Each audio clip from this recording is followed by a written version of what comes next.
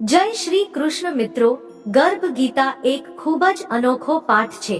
શ્રીમદ ભગવદ ગીતામાં 18 અધ્યાય છે, જેમાં કુલ 700 શ્લોકો છે અને ગર્ભ ગીતા શ્રીમદ ભગવદ ગીતાનો જ એક ભાગ છે. જેમ મંદિરના ગર્ભગૃહમાં ભગવાન નિવાસ કરે છે, તેમ ભગવદ ગીતાનું મુખ્ય જ્ઞાન ગર્ભ ગીતામાં સમાયેલું છે. ગર્ભ ગીતામાં જીવના જન્મ અને મૃત્યુનું સંપૂર્ણ જ્ઞાન સમાવિષ્ટ છે.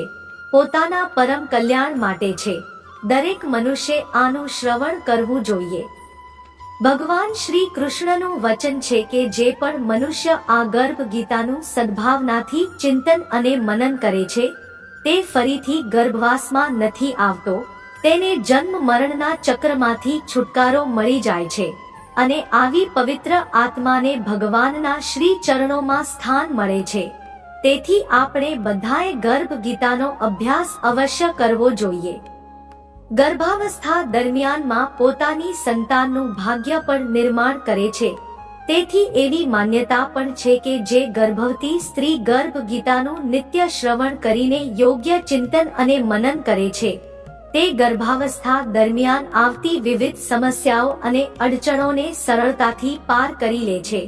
તેનું ગર્ભસ્થ શિશુ શ્રેષ્ઠ બુદ્ધિ, શ્રેષ્ઠ આચરણ અને શુભ સંસ્કારો ગ્રહણ કરે છે. જન્મ લીધા પછી તે શિશુ આદર્શ જીવન જીવે છે. આમ ગર્ભાવસ્થા દરમિયાન ગર્ભ ગીતાને રોજ વાંચવાથી અથવા સાંભળવાથી શ્રેષ્ઠ અને સંસ્કારી સંતાનની પ્રાપ્તિ થાય છે. આવો મિત્રો, આ મુખ્ય ગ્રંથનો પાઠ શ્રદ્ધાપૂર્વક શરૂ કરીએ.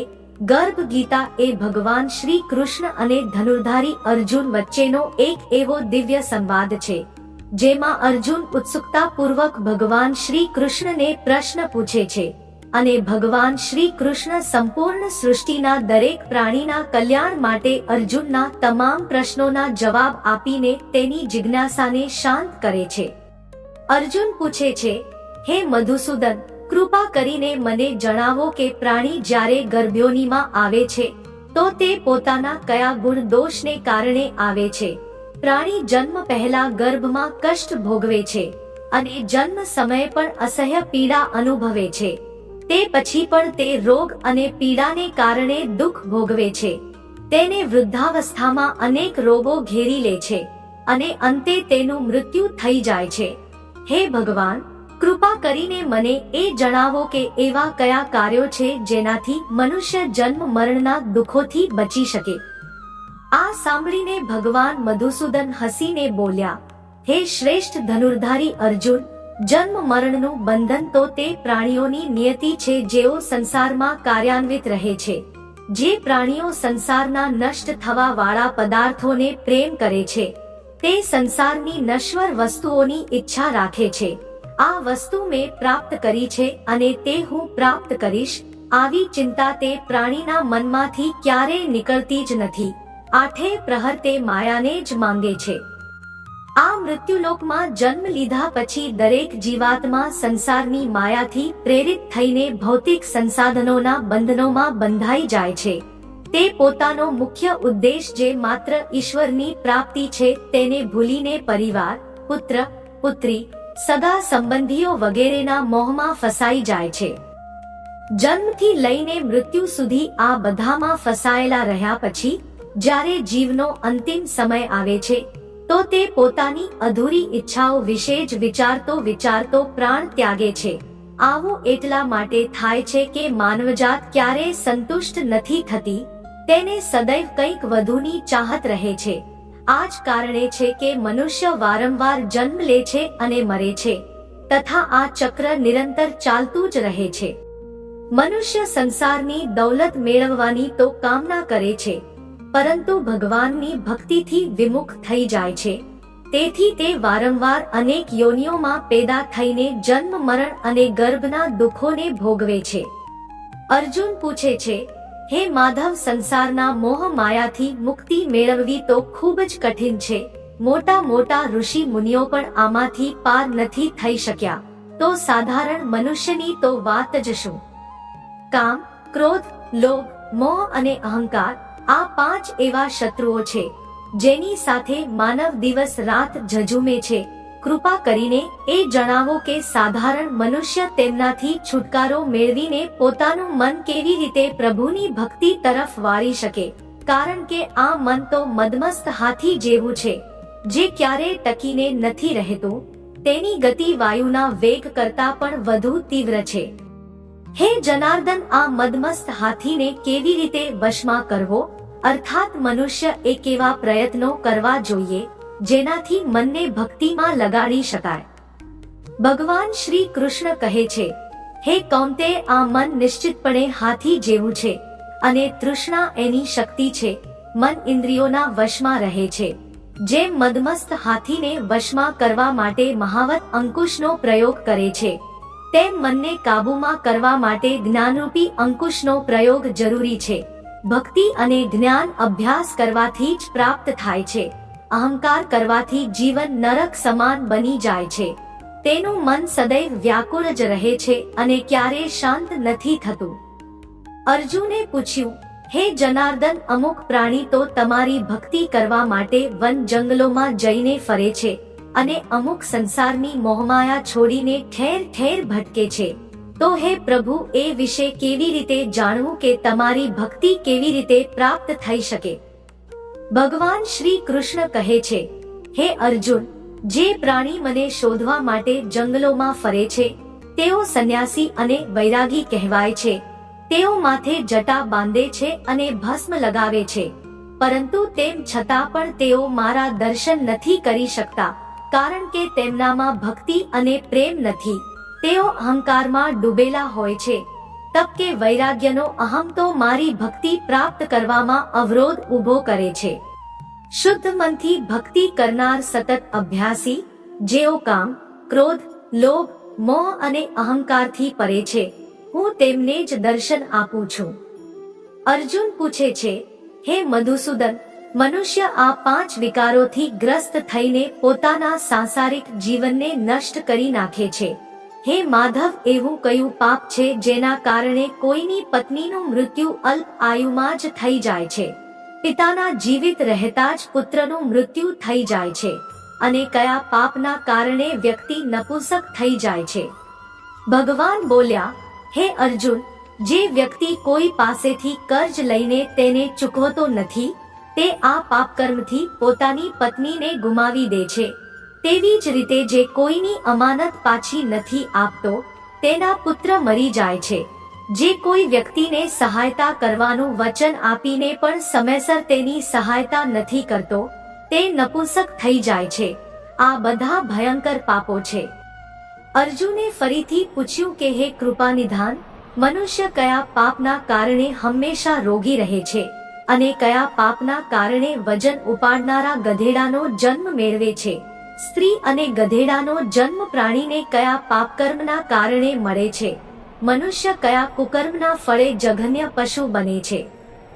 ભગવાન કહે છે, હે ધનુર્ધારી, જે મનુષ્ય કન્યા અથવા સ્ત્રીને વેચવાનું કાર્ય કરે છે, અથવા જે કન્યાદાન કરે છે અને તે કન્યાદાનનું મૂલ્ય લે છે, તે હંમેશા ભયંકર રોગોથી પીડિત રહે છે. જે અભક્ષ ભોજન કરે છે અને વિષય વિકાર માટે મદિરા પાન કરે છે અને બીજાને પ્રતાડિત કરે છે, તે ગધેડાનો જન્મ પામે છે. જે ખોટી ગવાહી આપે છે, તે ભાગ્યહીન સ્ત્રીનો જન્મ પામે છે. જે ભોજન બનાવીને પહેલા સ્વયં ખાઈ લે છે અને પછી ભગવાનને ભોગ અર્પે છે, તે બિલાડી કે ભૂંડની યોનિમાં જન્મ લે છે. અર્જુન પૂછે છે, હે કૃપાનિધાન, આ સંસારમાં જે પ્રાણીઓને તમે સોનું આપ્યું છે, તેમણે કયું પુણ્ય કર્યું છે? અને જેમને તમે ધન ધાન્ય અને ઉત્તમ વાહનો આપ્યા છે, તેમણે કયા પુણ્યો કર્યા છે? આ સંસારમાં તમે કોઈને તો એટલા સુંદર બનાવ્યા છે અને કોઈને એટલા કુરૂપ, કોઈને ધનવાન બનાવ્યા છે તો કોઈને નિર્ધન. આવું કેમ છે? ભગવાન શ્રી કૃષ્ણ કહે છે, હે ધનંજય, જે ઉત્તમ રીતિ નીતિથી સુપાત્રને સોનું દાન કરે છે, તે ઉત્તમ વાહન અને ધન ધાન્ય પ્રાપ્ત કરે છે. જે ભગવાનને સાક્ષી માનીને કન્યાદાન કરે છે, તે ઉત્તમ પુરુષનો જન્મ પામે છે. હે અર્જુન, જેમણે અન્નદાન કર્યું છે તેમનું સ્વરૂપ સુંદર હોય છે અને જેમણે વિદ્યાદાન કર્યું છે તેઓ વિદ્વાન હોય છે. જે સંતોની સેવા કરે છે તેઓ ધનવાન અને પુત્રવાન હોય છે. અર્જુન પૂછ્યું, હે મધુસૂદન, મનુષ્ય ધન અને સાંસારિક સુખો પ્રત્યે આટલો મોહ કેમ રાખે છે? ભગવાન શ્રી કૃષ્ણ બોલ્યા, હે કૌંતેય, જ્યારે પ્રાણી મારી કૃપાથી વંચિત થઈ જાય છે ત્યારે તે સાંસારિક બંધનોના મોહમાં આસક્ત થઈ જાય છે. તે ધન દૌલત વગેરેનો મોહ કરવા લાગે છે. સંસારના સમસ્ત બંધનો નાશવંત છે. આ જાણીને વિવેકી પ્રાણી આનાથી દૂર રહે છે. તે જાણે છે કે લાભ, હાનિ, જીવન, મરણ, યશ, અપયશ તથા માન સન્માન બધું જ ઈશ્વરના અધીન છે. સંસારમાં ઘટતી પ્રત્યેક ઘટના પરમાત્માની ઈચ્છાથી જ ઘટિત થાય છે. આ જ કારણે વિવેકી વ્યક્તિ દુઃખ હોય કે સુખ કોઈ પણ પરિસ્થિતિમાં સંભાવથી રહે છે. જે વ્યક્તિ સાંસારિક મોહનો ત્યાગ કરીને પવિત્ર સ્થળોના દર્શન કરીને મારી નિષ્કામ ભક્તિ કરે છે તે રાજાની સમાન સુખ અને જ્ઞાન પ્રાપ્ત કરે છે. આ સંસારમાં બધી જ વસ્તુઓ નાશવંત છે. કેવલ મારી ભક્તિ એવી છે જેનો ક્યારેય નાશ નથી થતો. અર્જુન પૂછે છે, હે જનાર્દન, મનુષ્યોમાં શારીરિક રોગો જેવા કે રક્ત વિકાર, ખંડવાયુ, અંધત્વ તથા અપંગતા વગેરેનું શું કારણ છે? આ રોગ કેમ થાય છે? જણાવવાની કૃપા કરો. ભગવાન બોલ્યા, હે અર્જુન, જે પ્રાણી મારી ભક્તિથી વિમુખ થઈને માયામાં લિપ્ત થઈ જાય છે તેઓ ક્રોધી, રક્તવિકારી, આળસુ, દરિદ્ર, શીલ સંયમ વિનાના ખંડવાયુ જેવા રોગોથી ગ્રસ્ત થાય છે. જે સ્ત્રી પોતાના પતિવ્રત ધર્મનું પાલન નથી કરતી તે સંયમ રહિત જ્યોતિહીનતા જેવા વિચારોથી ગ્રસ્ત રહે છે. અર્જુન પૂછે છે, હે મધુસૂદન, કૃપા કરીને ગુરુ દીક્ષા વિશે પણ કંઈક જણાવવાનું કષ્ટ કરો. મને ગુરુની મહિમા વિશે પણ જણાવો. ભગવાન બોલ્યા, હે ધનુર્ધારી, તારો આ પ્રશ્ન સંપૂર્ણ માનવજાત માટે કલ્યાણકારી છે. તું ધન્ય છે અને ધન્ય છે તારી જનની. હે પાર્થ, બ્રહ્મચારી અને સંયમી પુરુષ જે ઈશ્વરની ભક્તિ અને પરોપકારમાં લીન હોય તેને જ પોતાના ગુરુ બનાવવા જોઈએ. ગુરુના માધ્યમથી જ ઈશ્વરની પ્રાપ્તિ થઈ શકે છે, અન્યથા નહીં. તેથી પોતાના ગુરુની દેખરેખ હેઠળ જ મારી પૂજા કરો. ગુરુનો નિરાદર કરવા વાળો મનુષ્ય ક્યારે ઈશ્વરની પ્રાપ્તિ નથી કરી શકતો તથા તે આજીવન મૃત્યુલોકમાં ભટકતો રહે છે. આવા વ્યક્તિનું તો મુખ પણ ના જોવું જોઈએ. ગુરુની કૃપાથી વિમુખ પ્રાણીનું મુખ જોવું પણ પાપ ગણાય છે. હે અર્જુન, સમગ્ર સંસારના ગુરુ જગન્નાથ છે. વિદ્યાના ગુરુ કાશી, ચારે વર્ણોના ગુરુ બ્રાહ્મણ અને બ્રાહ્મણના ગુરુ સંન્યાસી છે. સંન્યાસી એ છે જેણે સર્વસ્વનો ત્યાગ કરીને મારામાં રમણ કર્યું હોય તે બ્રાહ્મણ જગદગુરુ છે. જે ગુરુનો ભક્ત છે તે મારો ભક્ત છે. જે ગૃહસ્થ ગુરુથી વિમુખ થાય છે તે ચાંડાળ સમાન છે. જે જગ્યાએ મદિરાનો ભાંડ હોય તે સ્થાનનું ગંગાજળ પણ અપવિત્ર હોય છે. તેવી જ રીતે ગુરુથી વિમુખ વ્યક્તિનું ભજન પણ અપવિત્ર હોય છે. તેના દરેક કાર્યો નિષ્ફળ છે. એવો વ્યક્તિ કૂતર, શૂકર, ગધેડો, કાગડા જેવી યોનિઓ પામે છે. તે અજગર સર્પની જેમ આળસમાં ડૂબેલો રહે છે અને તિરસ્કાર પામે છે. હે કૌંતેય, ગુરુ દીક્ષા વિના પ્રાણીનો ઉદ્ધાર સંભવ નથી. જે ગુરુની સેવા કરે છે તેને અનેક અશ્વમેધ યજ્ઞના પુણ્યનું ફળ મળે છે. હે અર્જુન, જે પ્રાણી ગર્ભ ગીતામાં અંકિત આપણા આ સંવાદને વાંચશે અને સાંભળશે તેઓ ગર્ભના દુઃખથી બચશે. તેઓ નર્કલોકની 84 લાખ યોનિઓમાં જન્મ મરણના ચક્રમાંથી મુક્ત થઈ જશે. ભગવાન શ્રી કૃષ્ણના મુખારવિંદથી આ પ્રસંગને અર્જુને ખૂબ જ ધ્યાનપૂર્વક સાંભળ્યો. આ જ કારણે આ પાઠનું નામ ગર્ભ ગીતા છે.